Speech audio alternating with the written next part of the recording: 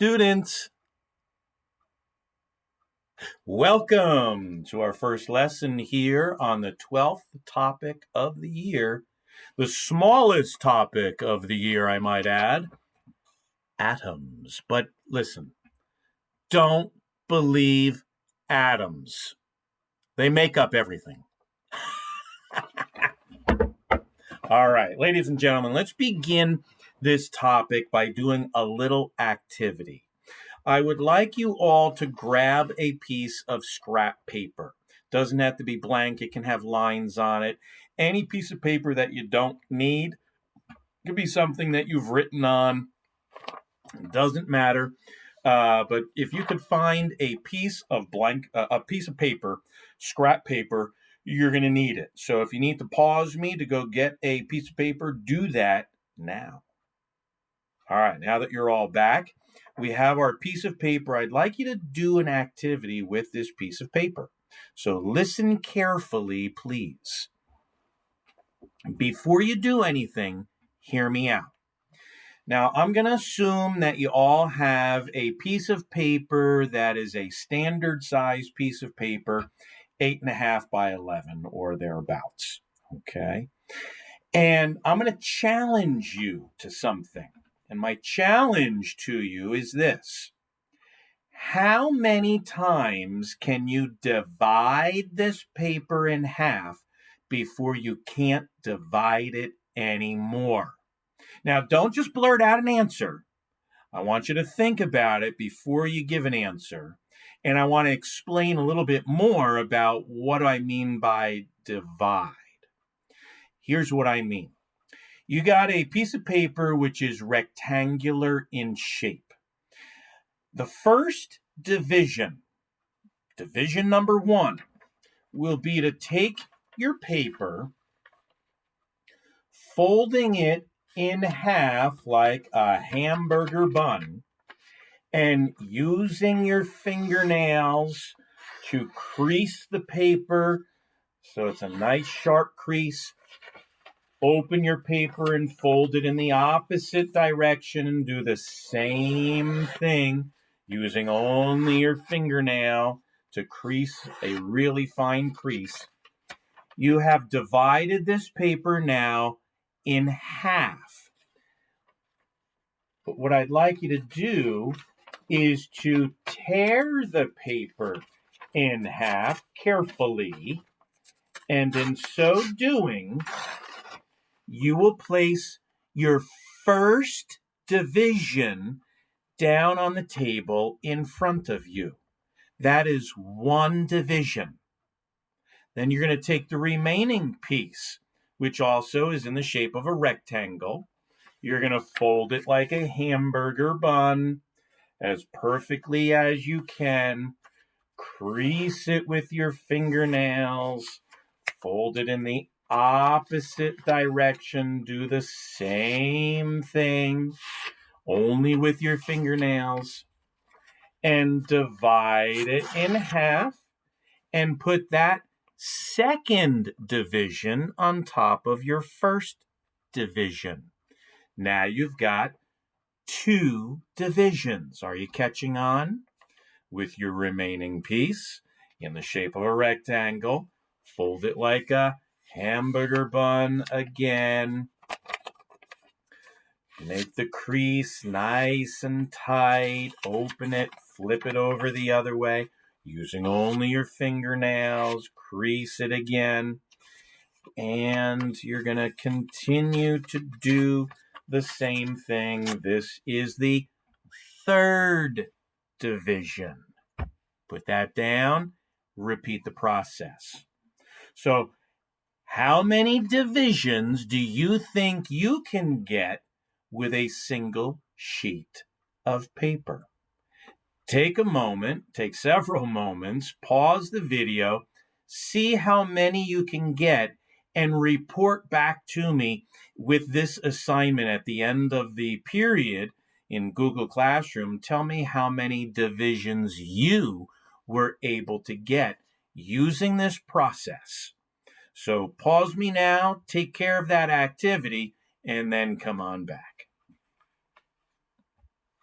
All right, I'm assuming you've had some fun dividing the paper in half and in half again and again and again and so on and so on. And we'll see which one of you was able to get the greatest number of divisions using just a single sheet of paper and your fingernails to help you with the dividing and the cutting. But here's a question for you. After doing that activity, can you think of anything you might be able to do to go even further? Get more divisions. What could you do? Did you say maybe use a pair of scissors or scalpel or maybe a microscope? Yeah, I mean, you could use different technology to help you divide that paper further and further and further. But here's my next question. Do you think that you would eventually reach a point where you could not divide that paper any further? If you said yes, then you are among great minds of history. Because as we begin to explore our topic of atoms this week, we are going to be discussing the history of atomic models. And these atomic models that we are going to explore this week are really a part of the imagination of great scientists and great thinkers throughout history as they have come up with ideas of what the tiniest particles of matter might actually look like. Keep in mind that we're going to be covering about 4,000 years of history here over the next 2 days. And even today, we have yet to see clearly individual atoms. So, how can we talk about atoms if we've never seen them? Well, we use models, just like some of you may have built model cars or model airplanes that are smaller than the actual thing. Scientists like to build models of atoms that are larger than the actual thing so that we can think about them and learn about them and discover more about them based on models and discoveries that either fit or don't fit these models. But I want to go back to that activity that you did a moment ago. I asked you a question. Do you think that you could have gotten to a point where you simply could not divide that paper any further? Again, if you said yes, you're among great minds in history, including Democritus. Democritus was an ancient Greek philosopher that is credited with being the first one to really come up with the idea or the concept of atomos. He called it atomos. That was ancient Greek for what we would call today in English indivisible.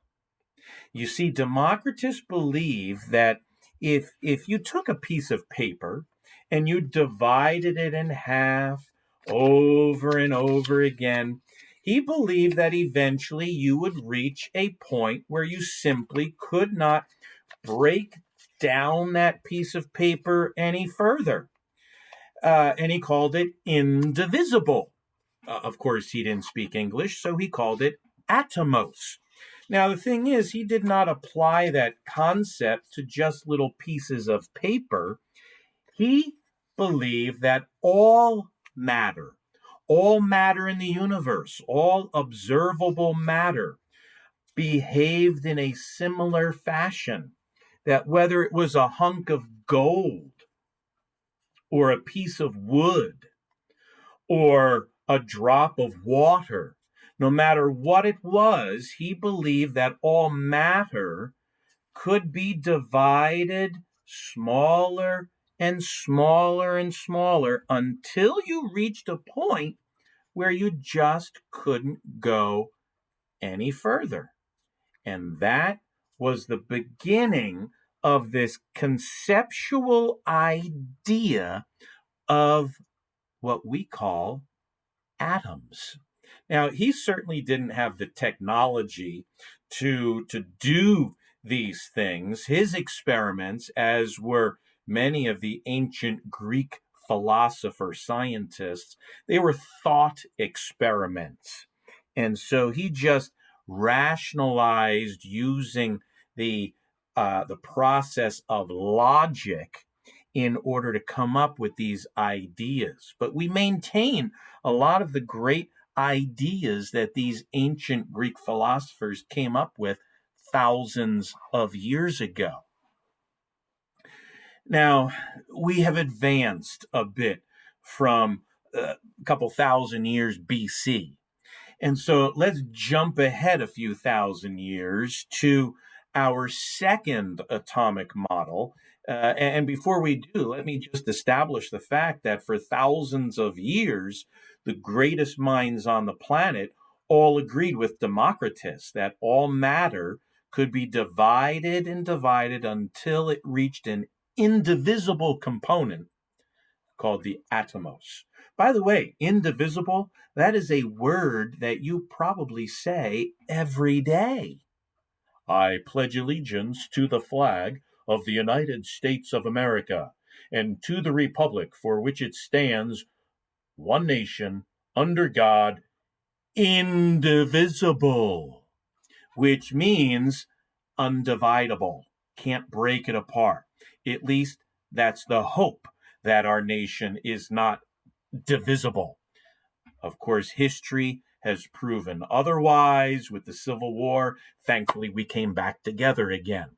But that whole Pledge of Allegiance is intended to promote the concept of indivisible, atomos.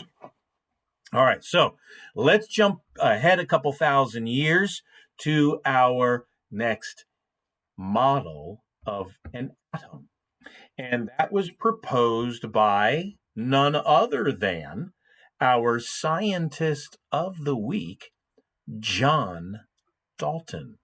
John Dalton in 1803, he was an English chemist, and he came up with the atomic theory of matter. And notice the acronym I use to abbreviate the atomic theory of matter. Isn't that cool? Atom, A-T-O-M. Anyway, so the atomic theory of matter is again a series of ideas or concepts developed by John Dalton, but we're now in the 19th century AD. And in the early 1800s, during this period of time in the scientific community, people are starting to really perform experiments and do real science. And so John Dalton was performing some true scientific experiments to support his idea proposed in the atomic theory of matter. But again, he wasn't able to see atoms, nor can we. So what are the different parts of John Dalton's atomic matter of theory, or atomic theory of matter, rather? Point number one, he suggested that all elements, and there were over 80 elements known in his day, all elements are made of indivisible atoms. Now, he wasn't aware of all of the elements, but he was certainly aware of things like gold and silver and iron and oxygen and so forth. And all of these elements, he believed, according to his theory, all elements are made of indivisible atoms. And in that regard, he is in total agreement, once again, with Democritus and the great minds of ancient Greek culture, even though we're in the early 19th century by this point. But he again theorized that all elements are made of indivisible atoms. His second point of his theory suggested that all atoms of an element are alike. Now, let me just take a moment to explain this a little bit more. You may remember the activity that we did with the paper and dividing the paper into smaller and smaller pieces. Now, imagine we did this activity, one person using white paper, another person using blue paper. By the time you got to the end of your pile, would you be able to tell the difference between the tiniest parts of the paper and what the color of the original sheet of paper was from? Would you? The answer is yes. Why? Because you'd see the color, right? The white paper, no matter how small you would get, the paper would still retain its white color. If you were using blue paper, then the smallest piece of that blue paper would still be blue. This is the idea that John Dalton is suggesting in the second point of the atomic theory of matter. He's suggesting that if you were to take gold, for instance, and break gold down into its smallest part that was indivisible, and then you did the same thing with some silver, and you broke silver down into its smallest individual part, you would still be able to tell the difference between gold and silver, because atoms of an element are all alike, and this piggybacks the next point of the atomic theory, that different elements have different atoms.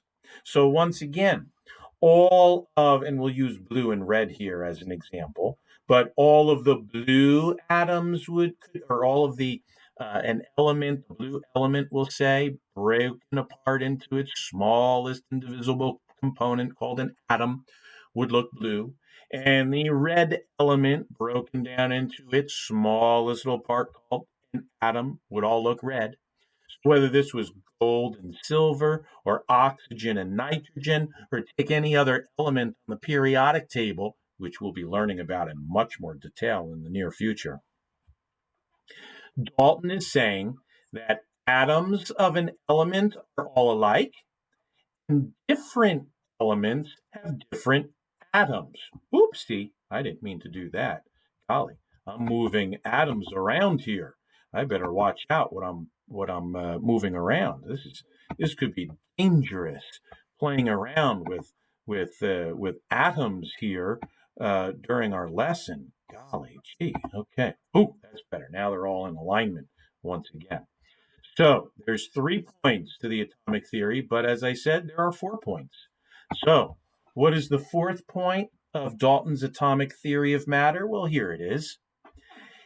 He suggested that it is the atoms themselves which join to form compounds. Now, this is something we're going to be discovering as we continue in our study of chemistry, that sometimes we're going to be adding 2 or more things together and they form something completely different. You may recall that from our last topic with elements and compounds, pure substances. Well, Dalton was aware of this too, of course, and Dalton suggested that these chemical reactions, these changes that take place when you combine 2 or more elements or substances together, were a direct result of what takes place on an atomic level, because he believed it was the actual atoms themselves that were doing the manipulation, the joining, the moving, if you will, the joining together to form compounds. So in a nutshell, here is John Dalton's atomic theory of matter. All elements are made of indivisible atoms. That much was the same as Democritus of thousands of years prior. Atoms of an element are alike. Different elements have different atoms. And finally, it is the atoms that join to form compounds. And this idea held true for almost 100 years as well, before it was further modified by our next scientist by the name of J.J. Thomson. Here's our man, J.J. J.J. Thomson. He was noted for his work in the latter half of the 19th century. In 1897, he was an English scientist as well, and he developed a new model of the atom. And his model was called the Plum pudding model.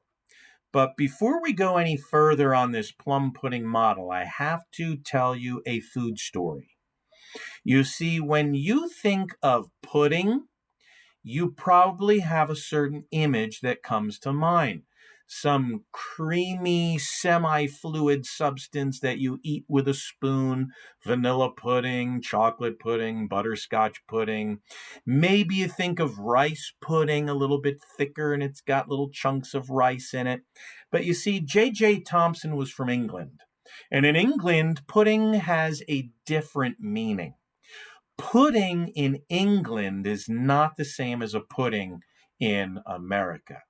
An English pudding is more of a moist cake. So when you think of J.J. Thomson's plum pudding model, I want you to get a different image in your mind. Think of maybe a blueberry muffin or fruit cake or raisin bread.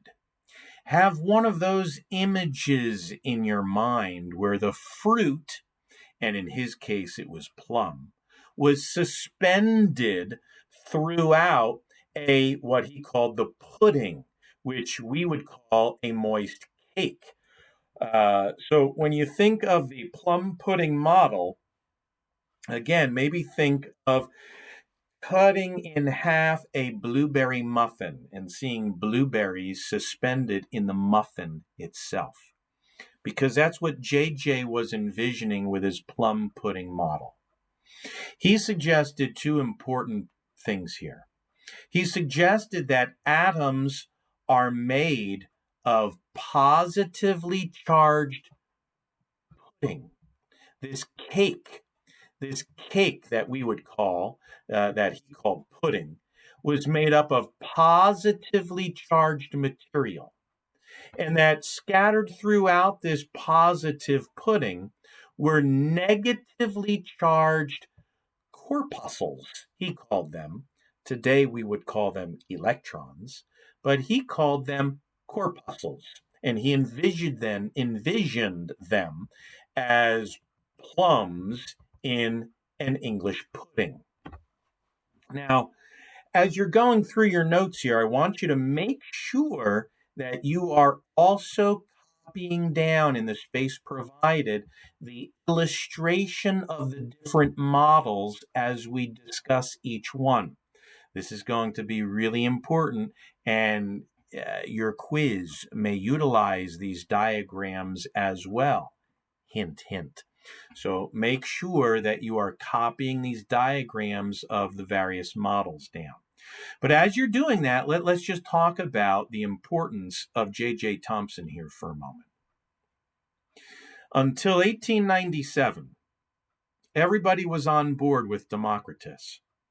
Most people were on board with John Dalton. But everybody was on board with the still same idea of atoms being the simplest part of matter and being indivisible. Now, JJ is not suggesting, or at least he didn't state, that an atom could be broken apart. However, he is credited with being the first one to introduce the idea that atoms were not uniform throughout. His whole idea, this whole premise that atoms were made out of two different kinds of particles here imply at some future point that maybe an atom could be visible or divided apart. So that is something for us to consider as we move ahead with our future models of the atom that we will be discussing tomorrow. So for now, I'll simply say, think about it, and bye-bye.